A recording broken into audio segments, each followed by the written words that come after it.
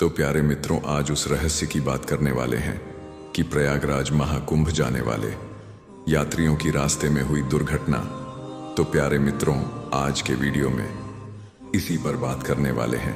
तो दोस्तों, video last तक बने रहे। तो दोस्तों, पूरी कहानी सुने कि प्रयागराज जाने वाले यात्रियों के साथ क्या हुआ। प्रयागराज का वो शांत और सुहावना दिन अचानक चीखों और सायरनों से गूंज उठा। सुबह की हल्की ठंडक अब किसी हादसे की गर्म सांसों में बदल चुकी थी। गंगा नदी के किनारे बसे इस ऐतिहासिक शहर में एक भयानक दुर्घटना हो गई। एक निजी बस जो 40 से ज्यादा यात्रियों को लेकर वाराणसी से लखनऊ जा रही थी, अचानक अपने रास्ते से फिसलकर एक गहरी खाई में जा गिरी। हादसा इतना भीषण था कि बस पूरी तरह से पलट गई और लोग एक दूसरे के ऊपर गिरे पड़े थे। घायल और उनके हालात, बस में अलग अलग उम्र और पृष्ठभूमि के लोग सवार थे। रवि कुमार, एक 25 साल का नौजवान जो अपने पिता का इलाज करवाने के लिए लखनऊ जा रहा था।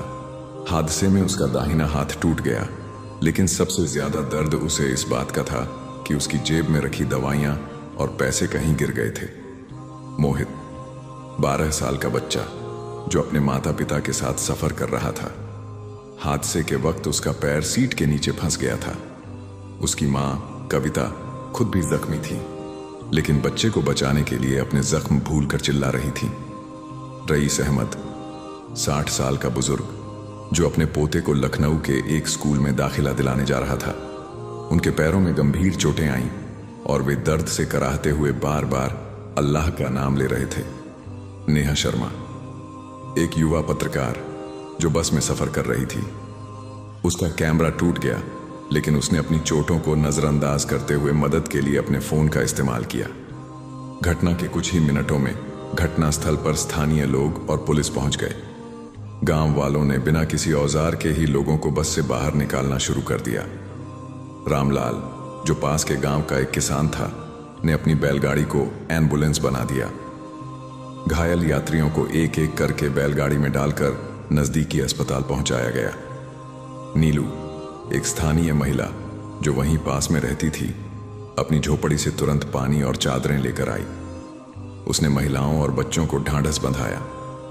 डॉक्टर शर्मा, जो अस्पताल में ऑन ड्यूटी थे, ने अपनी पूरी टीम के साथ घायलों का तुरंत इलाज शुरू किया। अस्पताल में भीड़ इतनी बढ़ गई कि बाहर तक स्ट्रेचर और मरीजों की कतारें लग गईं। रवि ने जब अपने पिता को फोन किया तो उनकी आवाज कांप रही थी। वे जानना चाहते थे कि उनका बेटा सुरक्षित है या नहीं। दूसरी ओर संगीता देवी अपने बेटे को फोन पर बता रही थी कि गहने और पैसे की चिंता मत करो, हम जिंदा हैं, यही काफी है। मोहित का पैर डॉक्टरों ने बचा लिया, लेकिन उसे कई दिनों तक बिस्तर पर रहना होगा। उसकी मां कविता हर रोज अस्पताल में उसके बगल में बैठकर कहानियां सुनाती थी ताकि वह दर्द भूल सके। नेहा ने इस हादसे की तस्वीरें और रिपोर्ट मीडिया में भेजी, जिसने सरकारी तंत्र को हरकत में ला दिया। जल्द ही घायलों के लिए मुआवजे की घोषणा की गई और सड़क की हालत सुधारने के लिए काम शुरू हुआ। अस्पताल के बिस्तरों पर पड़े घायल धीरे धीरे अपने शरीर और आत्मा के जख्मों से उबरने की कोशिश कर रहे थे। रवि को अपने टूटे हुए हाथ की परवाह नहीं थी।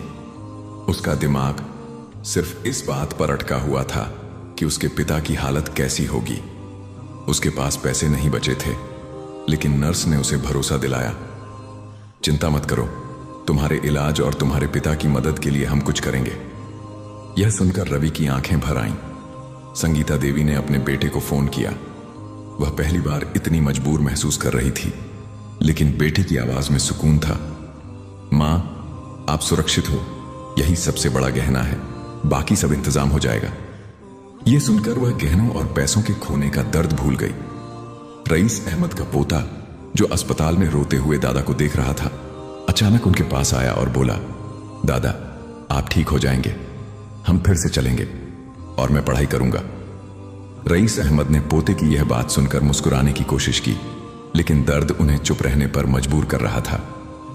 नेहा शर्मा ने जब दुर्घटना की रिपोर्ट तैयार की और इसे प्रमुख अखबारों और टीवी चैनलों पर प्रसारित किया, तो स्थानीय प्रशासन हरकत में आया। रिपोर्ट ने सरकार पर दबाव बनाया और अगले ही दिन प्रयागराज के जिलाधिकारी खुद घायलों से मिलने अस्पताल पहुंचे। उन्होंने मुआवजे की घोषणा की और घायलों के बेहतर इलाज के लिए विशेष इंतजाम करने का वादा किया। लेकिन कहानी यहीं खत्म नहीं हुई। नेहा ने अपनी रिपोर्ट में केवल सरकारी लापरवाही नहीं दिखाई, बल्कि गांव वालों के साहस और मदद की भी तारीफ की। इससे कई सामाजिक संगठनों ने भी सहायता के लिए हाथ बढ़ाया। रामलाल, जिसने अपनी बैलगाड़ी को एम्बुलेंस बनाया था, को स्थानीय विधायक ने सम्मानित किया। उन्होंने गांव में एक छोटा प्राथमिक चिकित्सा केंद्र बनवाने का वादा किया। कुछ हफ्तों बाद रवि का हाथ पूरी तरह ठीक नहीं हुआ था, लेकिन उसे अस्पताल से छुट्टी मिल गई। जब वह अपने पिता को अस्पताल में देखने गया तो डॉक्टरों ने उसे खुशखबरी दी, तुम्हारे पिता की हालत अब स्थिर है, हमने उन्हें बचा लिया। रवि की आंखों से खुशी के आंसू निकल आए। उसने डॉक्टरों और नर्सों का धन्यवाद किया। संगीता देवी, जो अब तक अस्पताल के बिस्तर पर बैठी थी, को उसकी बहू लेने आई। बहू ने कहा, मां, गहने तो फिर से बन सकते हैं, लेकिन आपकी जगह कोई नहीं ले सकता। चलिए अब घर चलते हैं। संगीता ने बहू को गले लगा लिया। रईस अहमद का पोता अब उनके साथ ज्यादा समय बिताने लगा था। उसने कहा, दादा, अब आप स्कूल चलने की चिंता मत करो, मैं यहीं पढ़ाई करूंगा, बस आप ठीक हो जाइए। रईस अहमद ने उसे गले लगाकर कहा, तू ही मेरा सबसे बड़ा खजाना है। मोहित का पैर अब धीरे धीरे ठीक हो रहा था। डॉक्टरों ने उसे जल्द ही स्कूल लौटने की अनुमति दी। कविता ने राहत की सांस ली और उसे वादा किया कि वह उसे फिर से दौड़ते हुए देखेगी। नेहा शर्मा के लिए यह हादसा केवल एक खबर नहीं थी, यह एक ऐसी घटना थी जिसने उसे इंसानियत की ताकत और सरकारी तंत्र की खामियों को एक साथ दिखाया। उसने अपनी रिपोर्ट को एक किताब की शक्ल देने का फैसला किया, जिसमें उसने हर घायल की कहानी और गांव वालों की वीरता को दर्ज किया।